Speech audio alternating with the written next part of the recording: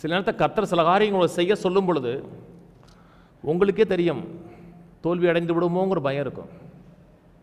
தோல்வி அடைஞ்சிருமோ, செய்ய முடியாதோ, தோத்துட்டா என்ன ஆகிறதுங்கிற மாதிரி இருக்கும். அப்படி தான் இருக்கும். அப்படி இருந்தால் தான் கர்த்தர் சொல்கிறாருன்னு அர்த்தம். சுய புத்தி சொல்லும் தோத்துருவ, செய்ய முடியாதுன்னு சொல்லும். அந்த நேரத்தை தைரியமாக செய்யுங்க. கர்த்தர் யாரையும் தோல்விகளுக்காக கர்த்தர் அழைக்கிறது கிடையாது. கர்த்தர் ஒன்று சொல்லிட்டாரா, ஏதே ஒரு ஜெயத்தை உங்கள் வாழ்க்கையில் நிலைநிறுத்துவதற்காக தான் வார்த்தை வற்றிருந்து வெளியே வருது. தோல்வி அடைவதற்காக வார்த்தை வெளியே வராதுங்க. அக்கறைக்கு போன்னு சொல்லிட்டார்னா கட்டாயம் அக்கறை கொண்டு போவார். ஒரு சில காரியம் செய்யும் பொழுது எதிர்ப்புகள், எதிர்மறையான சூழ்நிலைகள் இருக்கிறது என்றால் கர்த்தர் அதில் இல்லை என்ற அர்த்தம் கிடையாது. கர்த்தர் தான் போச்சொன்னாரு.